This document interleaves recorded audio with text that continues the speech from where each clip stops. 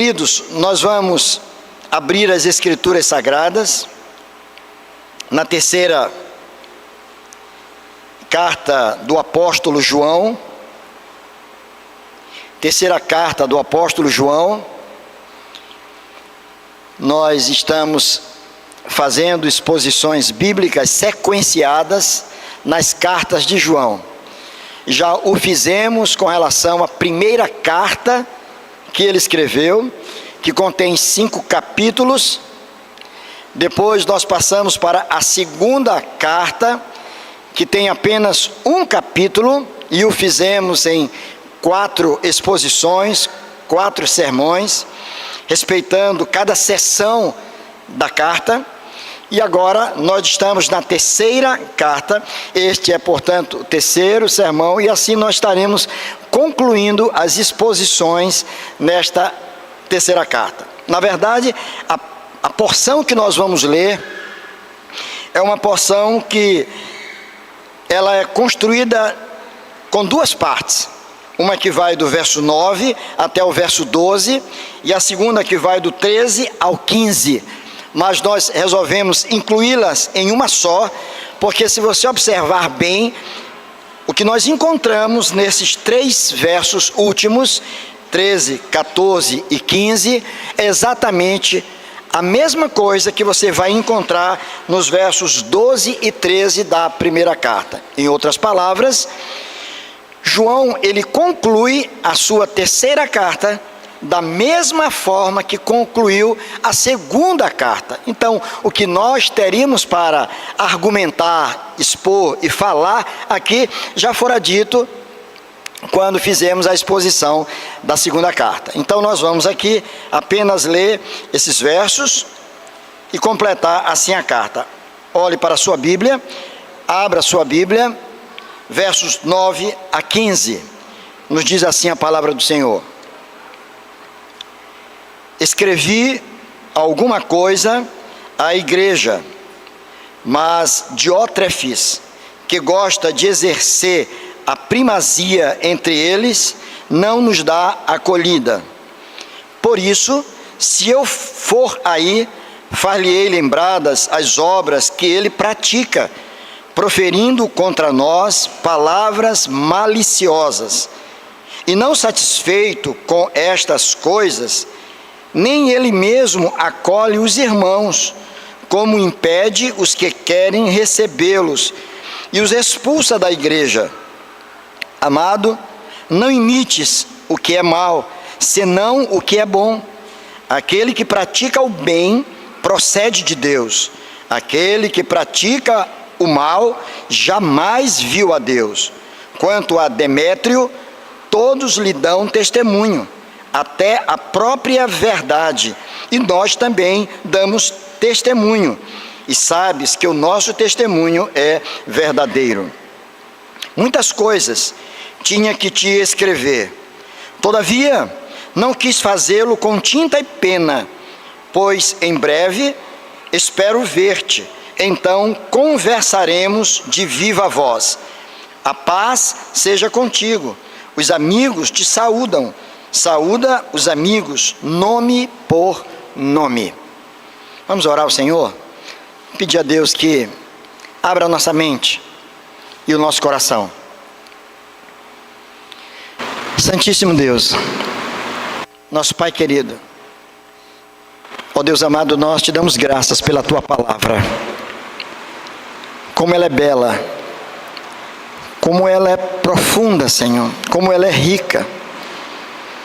Mas também reconhecemos o quão pequeno nós somos, incapazes de por nós mesmos compreendê-la perfeitamente, de armazená-la firmemente nos nossos corações e de vivermos como o Senhor quer que nós vivamos. Por isso te pedimos, Senhor, nesta manhã, que o Senhor abra a nossa mente para compreender a palavra, Senhor. Que o Senhor abra o nosso coração para recebê-la como de fato ela é, a palavra viva do Deus vivo, porque é através dela que o Senhor tem fortalecido a nossa fé.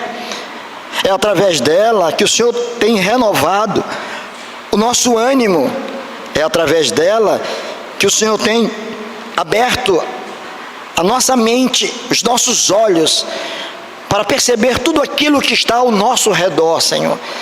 Portanto, nos ajuda nesta manhã, que o Teu Espírito Santo, que habita em nós, que está conosco aqui, Ele possa nos conduzir, que Ele possa nos usar a Tua palavra e aplicá-la aos nossos corações. Em nome de Jesus. E para a glória do Senhor Jesus que nós oramos. Amém.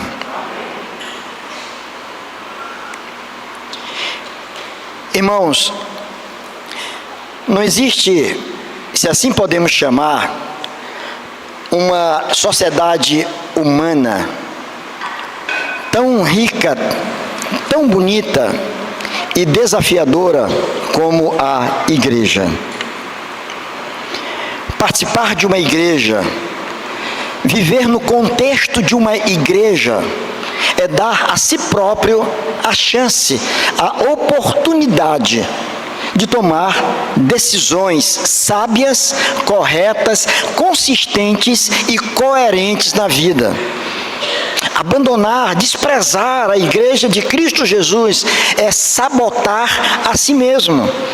É permitir-se viver no mar da ilusão, do engano, daquilo que tantas vezes nós caímos por pensarmos que sozinhos temos condições de enfrentarmos as lutas e os desafios desta vida.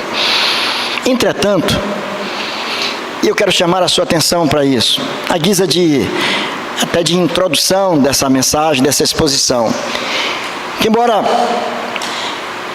reconheçamos que não há nada que se compare à igreja, uma sociedade tão bonita, tão abençoada e tão indispensável nas nossas vidas, mas nós não podemos romantizá-la. Não podemos romantizá-la. Como se nela não houvesse nenhum tipo de problema. Como se nela nós não tivéssemos nenhum tipo de desapontamento. Como se nela não sofrêssemos nenhum tipo de constrangimento.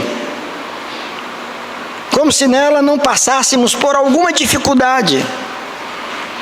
Nós sabemos que a igreja, não obstante ser formada por pessoas que foram alcançadas pela bendita graça de Deus, pessoas que foram transformadas, regeneradas pela graça do Senhor, por uma ação do Espírito de Deus, mas ela é formada por seres humanos, que ainda convivem com um coração enganoso,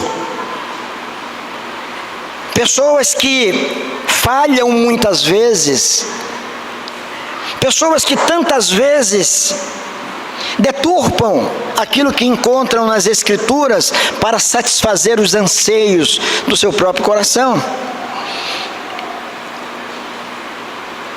Na igreja nós encontramos problemas, dificuldades, passamos por lutas.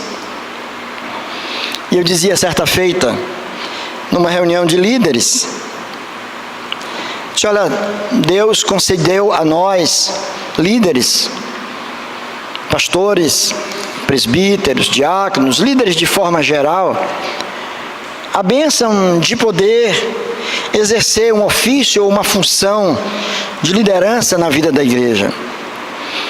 Mas quando assim acontece, nós passamos a ter acesso e enfrentar situações que antes não enfrentávamos, enquanto estávamos simplesmente no meio do povo, louvando a Deus, chegando, cantando, ouvindo a palavra, indo para os nossos lares. Quem sabe avaliando a sua comunidade, tão somente pelo clima, está muito quente, está muito frio, pelo tempo e duração da exposição bíblica. Hoje o pastor falou demais. Hoje foi muito bom, eu nem senti o tempo passar. Hoje eu já não gostei tanto. Aquelas músicas cantadas, de novo aquela mesma, ou eu não conhecia aquela outra. O som estava muito alto, estava muito baixo. São impressões que chegam a nós. E tudo que muitas vezes nós avaliamos na vida de uma igreja é exatamente isso. Mas no seu contexto, no dia a dia, surgem muitas dificuldades. E é exatamente aí onde Deus nos chama, nos dando a graça de podermos administrar com a sua bênção, com a sua orientação, essas dificuldades que surgem. O apóstolo João está escrevendo a sua terceira carta. E apenas relembrando aos irmãos, a primeira carta, ele escreve para todas aquelas comunidades cristãs, isto é, para todas as igrejas que estavam espalhadas na região da Ásia Menor, cuja capital era Éfeso, provavelmente onde o apóstolo, já muito idoso, ele estava. Ele escreve, então, para todas aquelas igrejas, visando alcançar a todas aquelas pessoas. E a sua intenção era exatamente fazer com que eles pudessem, em meio a tantas lutas e desafios que eles estavam vivendo, se manterem firmes na fé e desfrutarem de uma fé saudável. Quando ele escreve a sua segunda carta, ele escreve para uma igreja propriamente dita. E nós não sabemos identificar qual era esta igreja. A única coisa que podemos afirmar é que esta igreja fazia parte daquela região da Ásia Menor. E ele escreve então para aquela igreja em particular. Ele estava atento, portanto, não só o que acontecia na cristandade de forma geral, já naqueles dias espalhadas por aquela região da Ásia Menor, uma igreja que agora já era composta não só de judeus convertidos à fé cristã, mas agora também de gentios.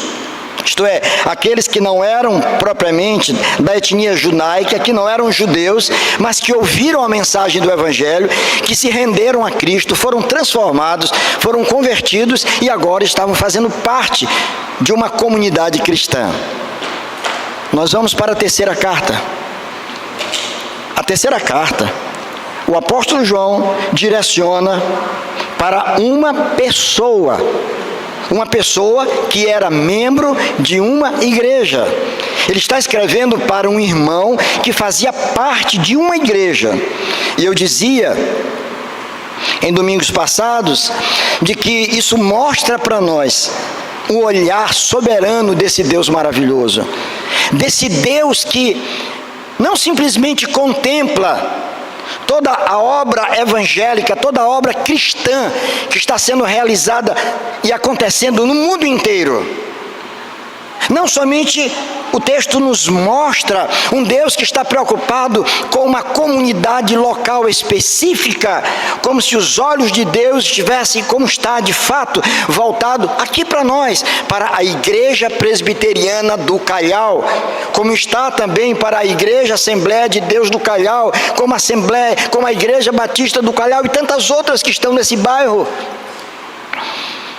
Mas nós vamos ver aqui que esse Deus maravilhoso, que se preocupa com o macro, com as grandes questões, mas é um Deus que está olhando e preocupado com a tua vida, com a minha e com a tua vida. O Senhor que olhou para Gaio. Quem era Gaio? Qual a família dele? Ele era um líder? Ele era um pastor? Ele era um presbítero? Ele era um diácono? O texto bíblico não nos garante isto. Podemos inferir que ele era um dos líderes, ou que pelo menos era uma pessoa de uma importância muito grande na vida daquela igreja. Alguém cujo coração estava na igreja. E a igreja estava no seu coração também. Ele amava aquela igreja.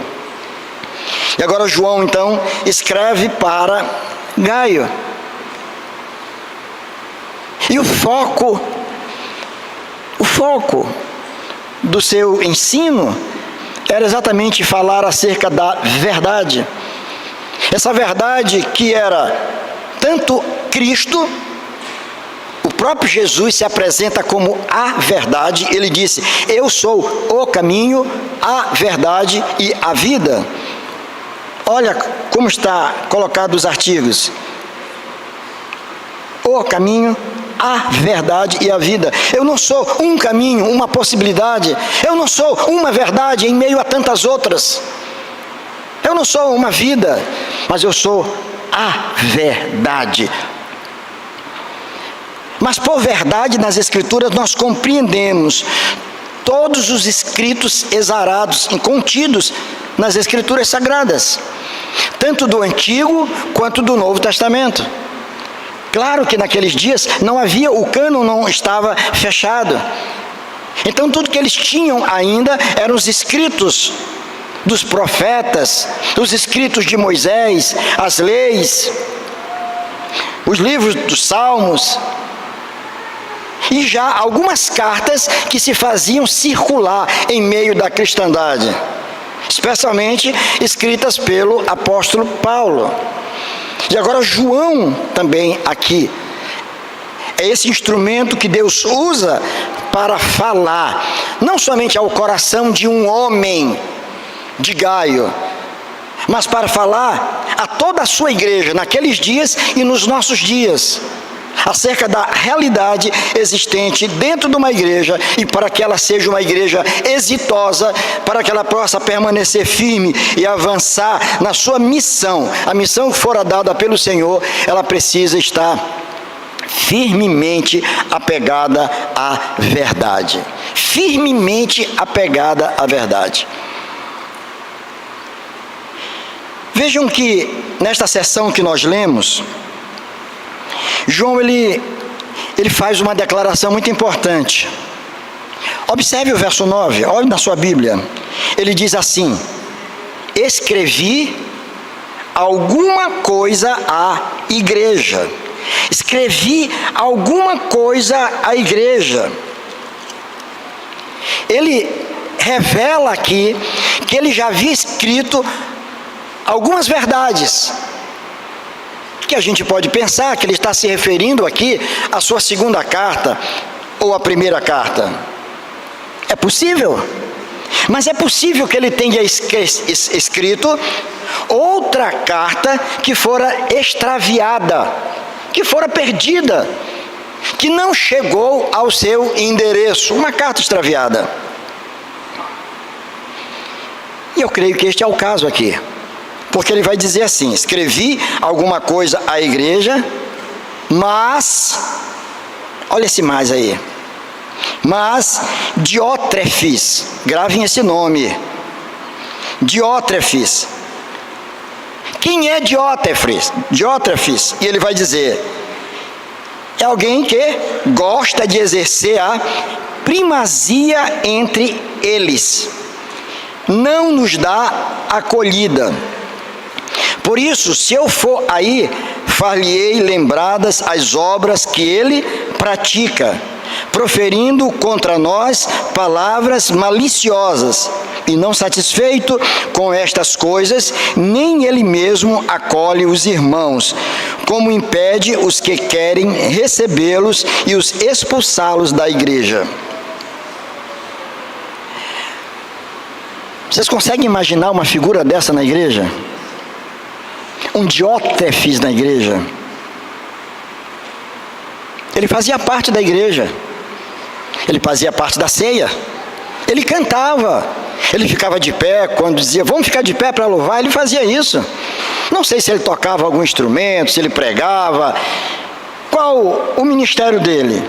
Mas a ideia aqui é que Diótrefes era um líder na igreja, era um líder. Se era um líder, é porque a igreja reconhecia nele essa importância e essa liderança.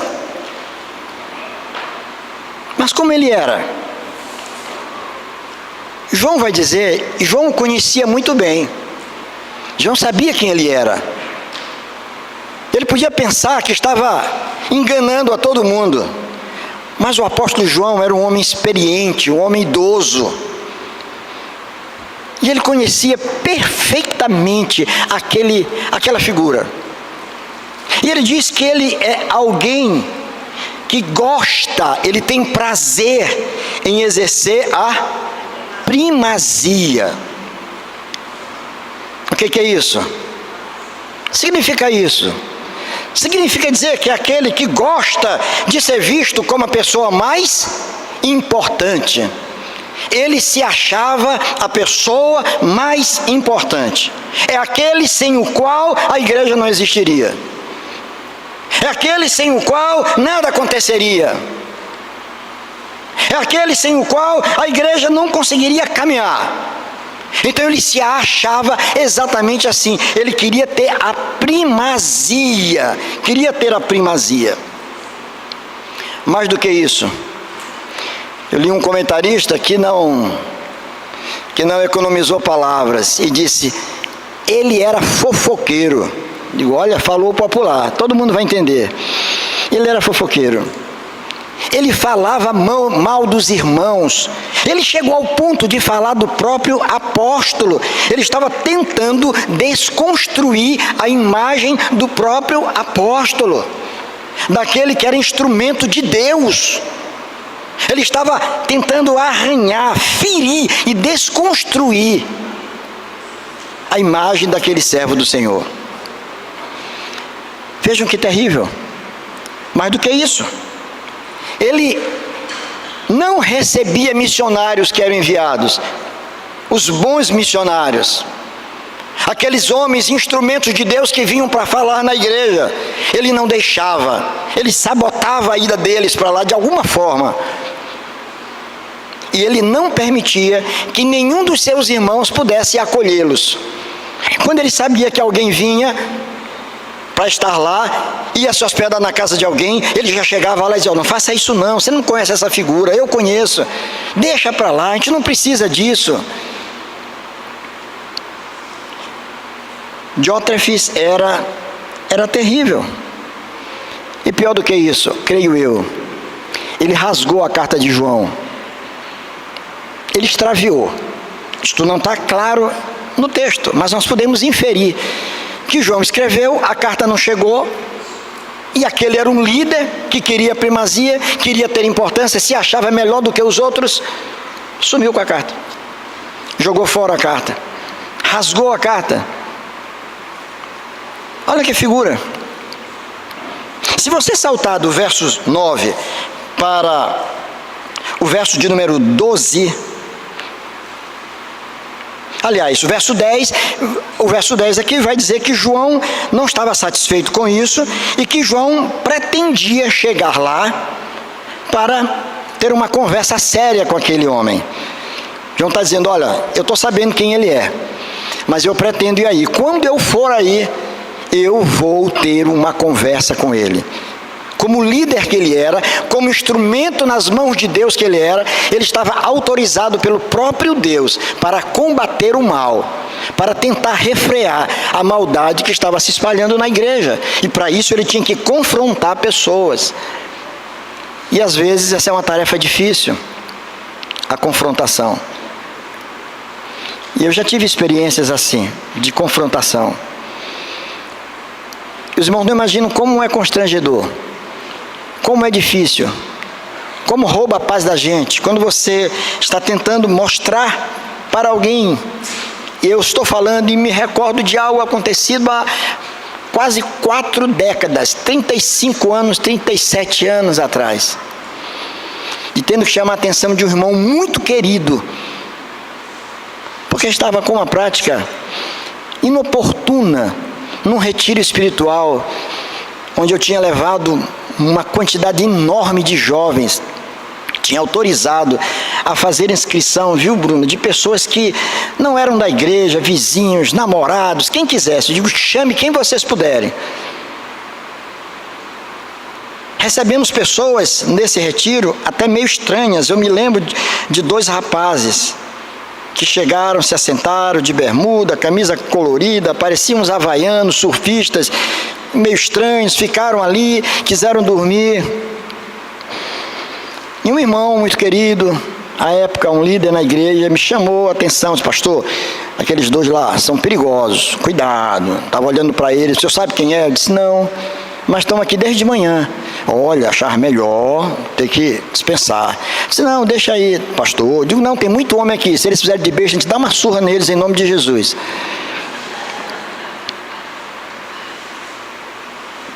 Vão ficar atentos. 10, 15 dias depois, eu encontro um deles.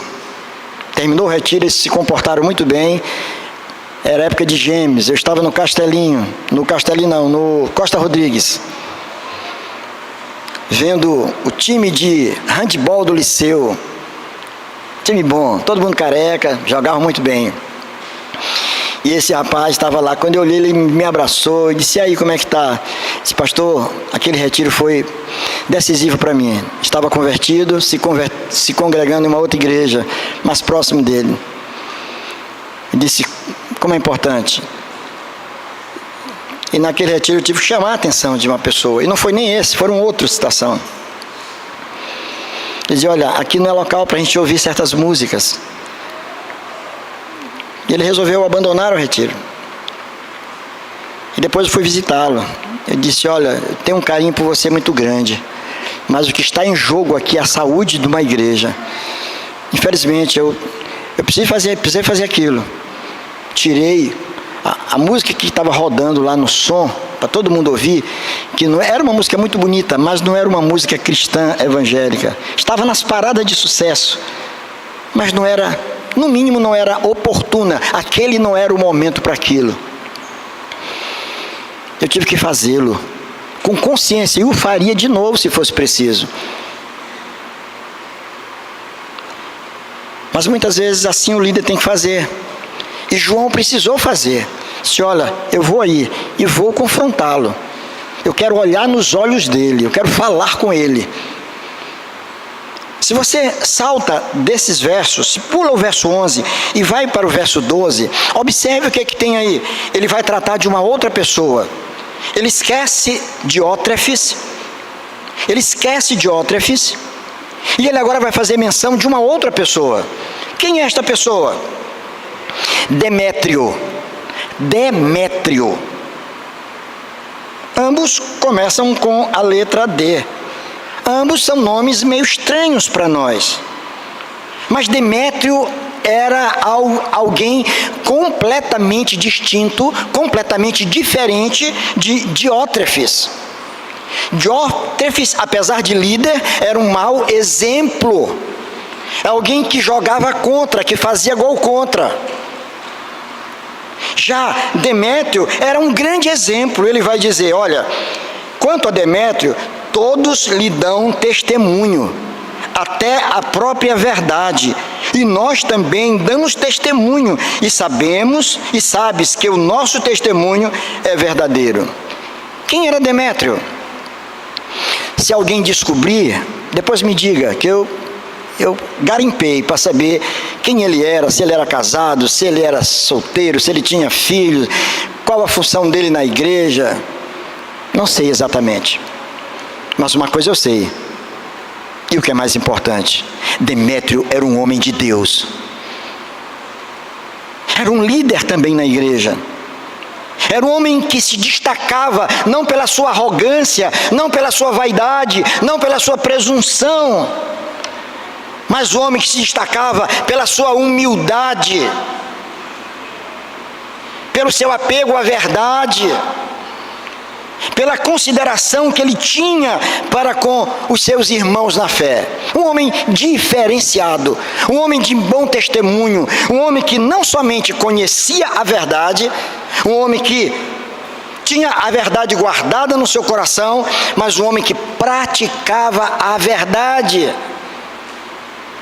Nele não havia uma disfunção, nele não havia uma contradição entre aquilo que ele cria e aquilo que ele vivia. Ele era um homem de fé, um homem que tinha professado publicamente a sua fé um dia em Cristo, mas que a mantinha de pé em todos os atos que praticava. E ele era reconhecido no meio da comunidade.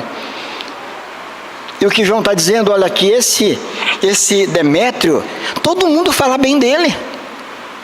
As pessoas que já tiveram comigo, que se referem a ele, falam muito bem, dizem que ele é um homem piedoso, dizem que ele é um homem sério, dizem que é um homem que ama a igreja, dizem que é um homem ali admirável pelas suas obras, pelo seu amor, pela sua vida com Deus.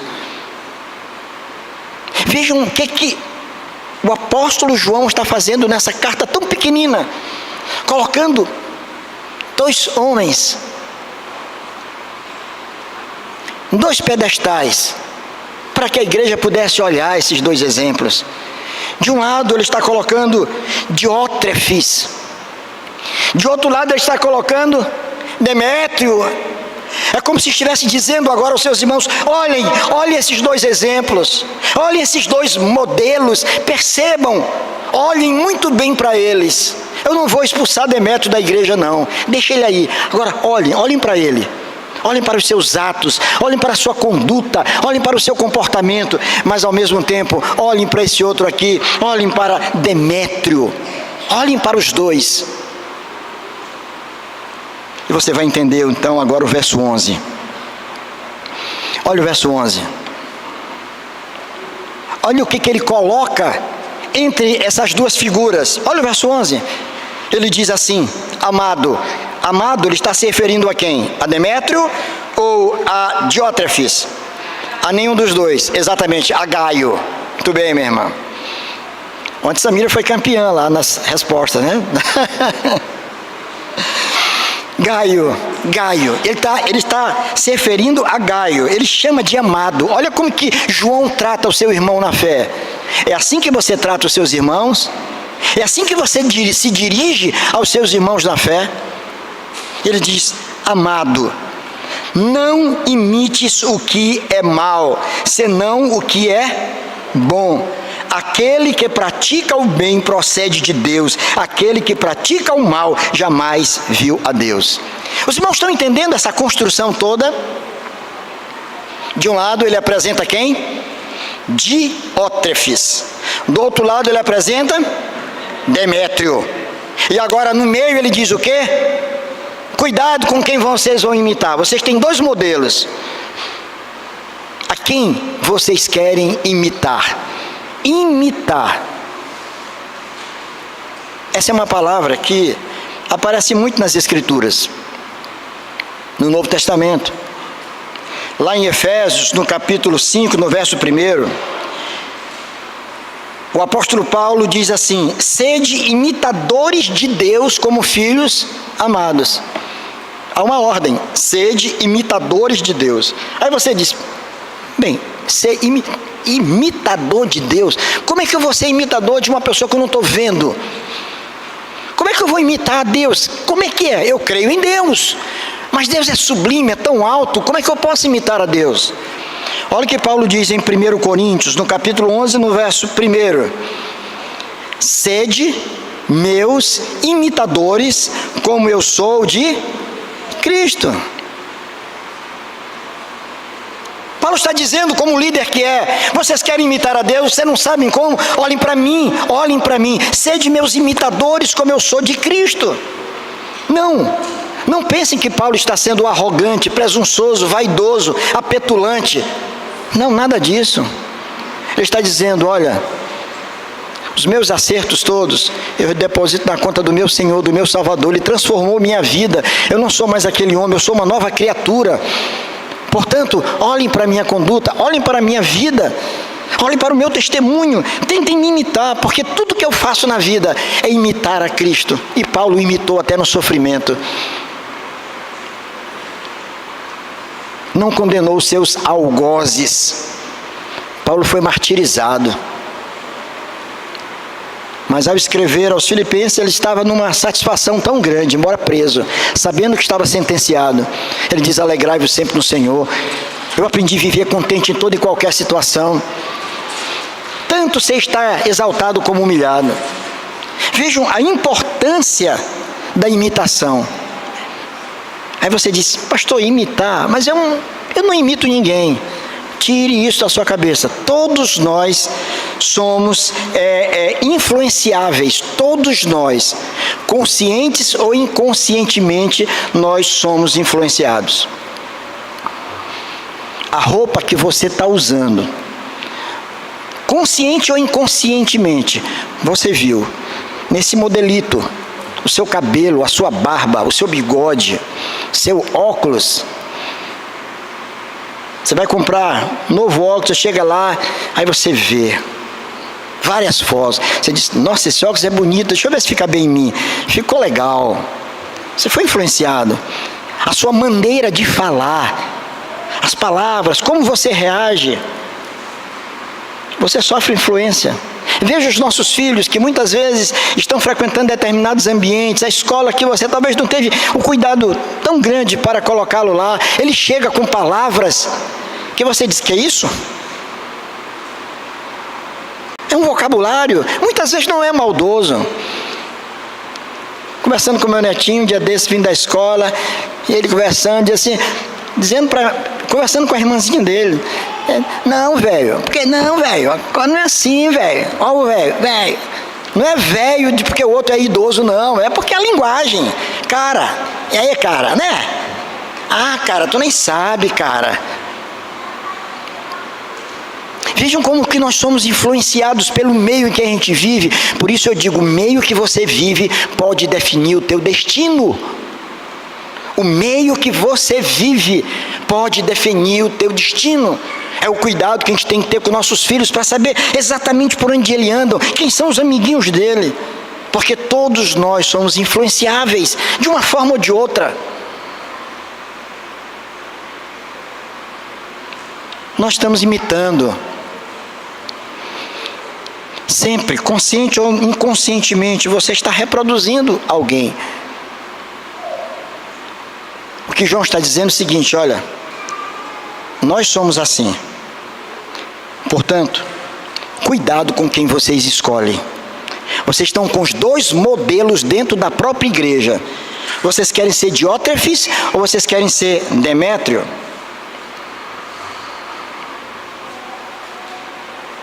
E eu estava fazendo um estudo sobre a vida de Diótrefes. Porque eu encontrei um autor, minha irmã Nemécia, que diz que ele sofria de TPN. Quando eu leio, eu digo, TPM não pode ser, que ele é homem, né? Mas é TPN. Eu digo, o que é TPN? Transtorno de personalidade narcisista. Aí eu disse, será que isso existe? Esse aqui é um teólogo, será que ele entende de psiquiatria e tal, de psicologia? O que é isso? Aí eu tive que ir atrás para saber, né?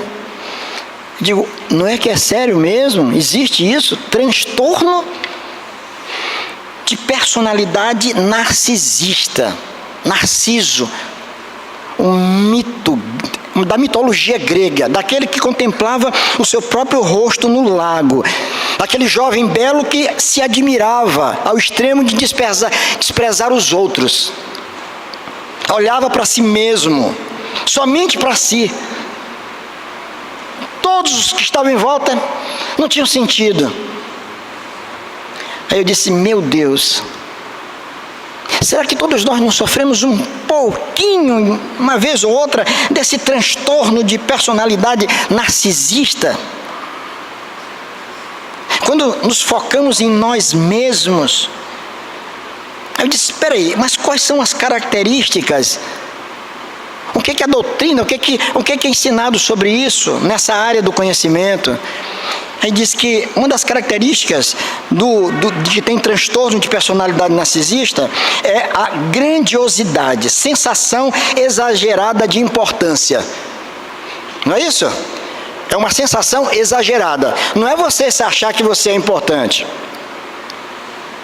mas é aquela coisa exagerada. Eu sou aquele sem o qual o mundo não vai. Eu sou o centro do universo, tudo gira em torno de mim.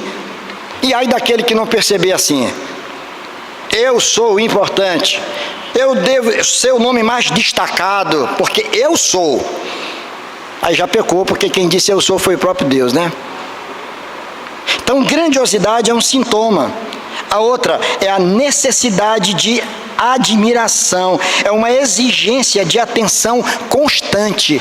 A pessoa tem uma necessidade de atenção constante. O foco, a atenção do grupo tem que estar para ela o tempo todo. E ai do grupo, se ela fizer alguma coisa e ninguém reconhecer que o que ele fez está bom. Ninguém me valoriza.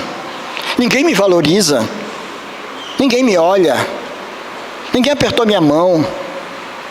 Ninguém fez isso, fez aquilo, porque o mundo tem que girar em torno de mim. Eu não fiz o que fiz para agradar o meu Senhor. Eu fiz o que fiz para que fosse reconhecido pelos meus. Eu quero ser destacado, eu quero um pedestal, eu quero me colocar lá em cima. Todos têm que me ver. Que coisa terrível. Grandiosidade, necessidade de admiração, falta de empatia, não se solidariza com o problema do outro, vive em si mesmado, olha para situações de pessoas próximas dele, mas não está nem aí, aquilo não o fere de maneira nenhuma. Uma coisa que chamou minha atenção, uma outra característica, exploração interpessoal. Usar pessoas tão somente para satisfazer os seus objetivos. Eu me aproximo de alguém, e quando eu me aproximo carinhosamente de alguém, é porque eu estou interessado em alguma coisa que aquele alguém tem para mim. Então não é gratuitamente que eu vou abraçar fulano, não é gratuitamente que eu vou sorrir para Beltrano, quando não faço para outros, mas é porque eu estou interessado em alguma coisa, ele me é útil, ele me é importante, ele tem alguma coisa para me oferecer, então essa pessoa não pode passar esquecida de mim, de forma nenhuma. Os outros eu não quero nem saber, estou nem preocupado com os outros. Ah, mas esse aqui é destacado, porque eu preciso dele. Isso é uma característica do narcisista. Arrogância é outra característica, e senso de merecimento. Eu acho que eu mereço coisa melhor. Estou sofrendo muito. Eu acho que eu mereço coisa melhor. Eu estou no meu casamento. Eu mereceria uma esposa melhor. Não é o meu caso, a minha esposa é uma bênção. E eu espero ser uma bênção na vida dela. Mas aquela coisa, sabe? Eu mereço uma coisa melhor, eu mereço uma mulher melhor, eu mereço filhos melhores, eu mereço irmãos melhores, uma igreja melhor, vizinhos melhores, porque eu sou bom, eu mereço o melhor.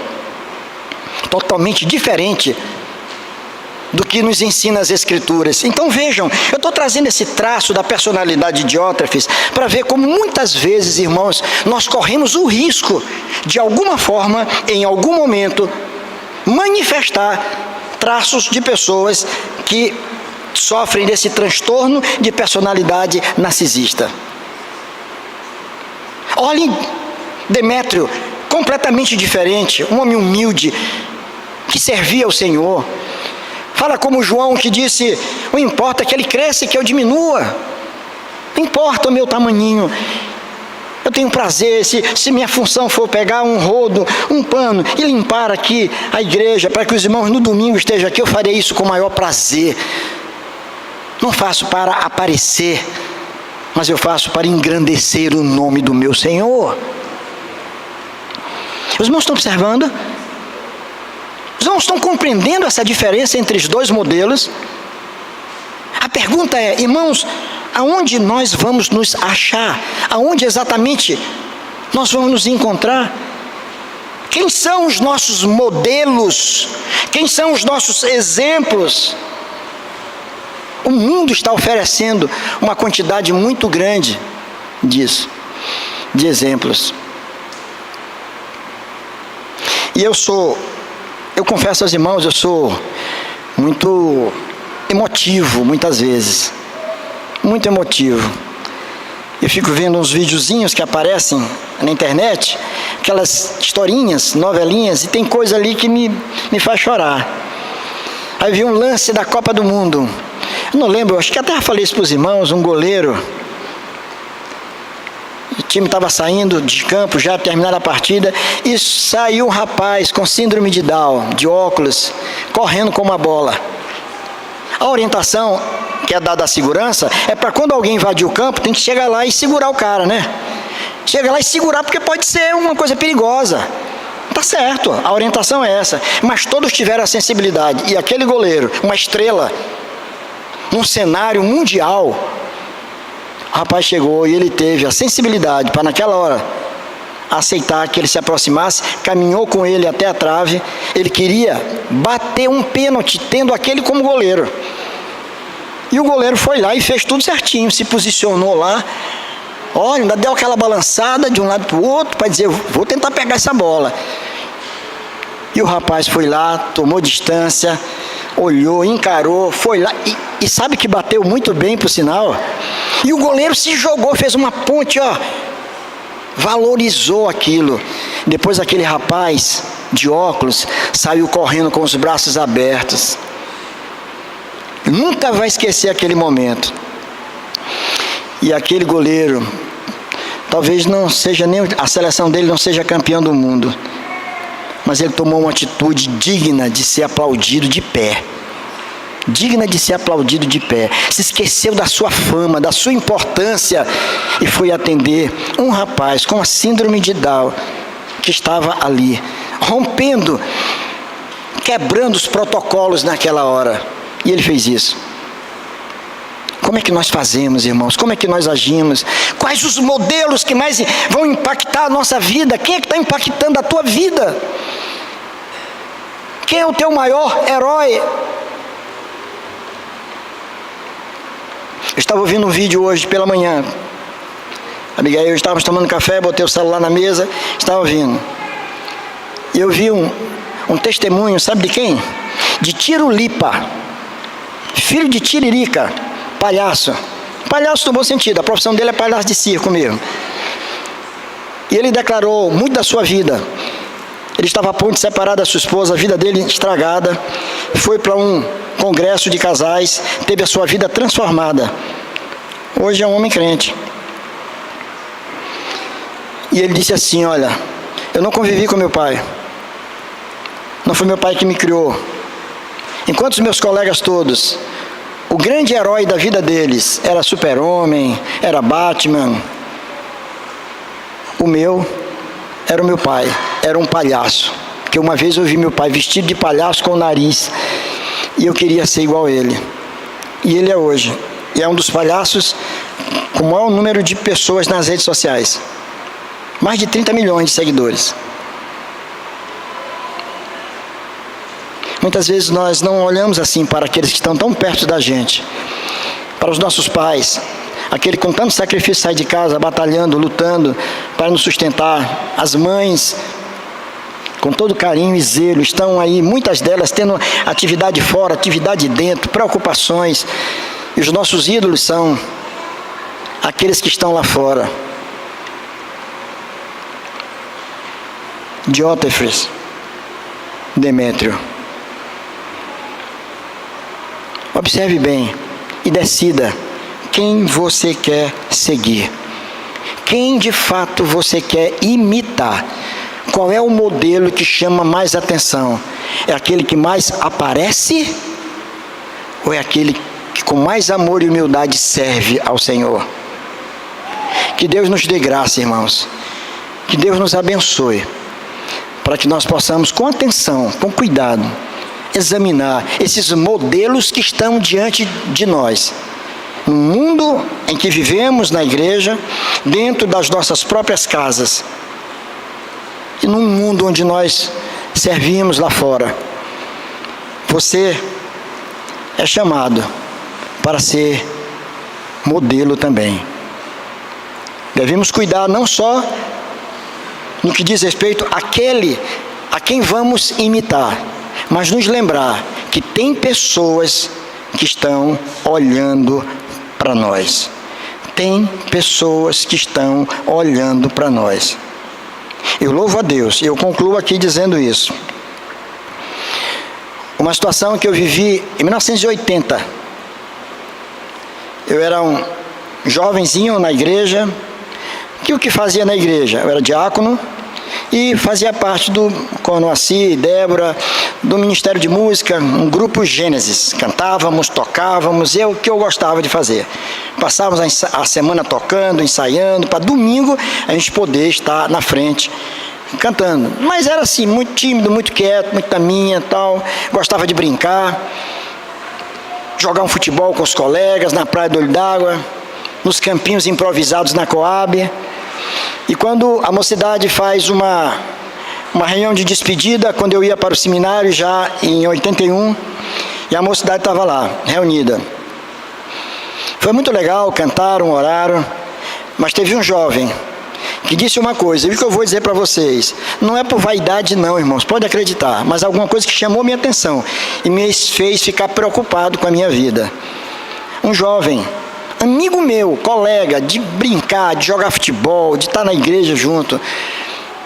Aí ele se levantou e disse assim, olha, eu quero dizer uma coisa para vocês, eu nunca falei nada, ele é muito tímido realmente, sou muito tímido, mas eu quero ser como Antônio, eu tenho vontade de ser como ele.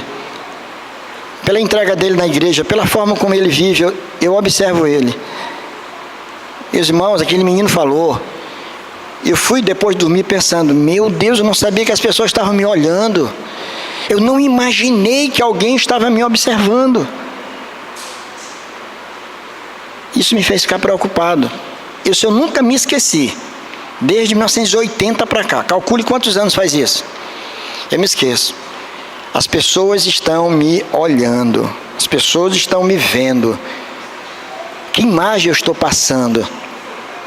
Qual é a imagem que eu estou passando para as pessoas? O meu comportamento, a minha forma de sentar, a minha forma de olhar, tudo, de me vestir.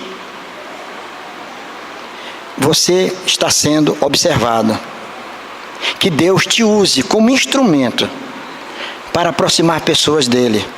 Que o Senhor te use como bênção, que você possa despertar coisas boas na vida de outras pessoas, que jamais sejamos como Diótrefes, mas muito pelo contrário, que observemos a vida de Demétrio e que busquemos servir ao Senhor com humildade, fazendo isso para a honra e glória do Senhor. Amém.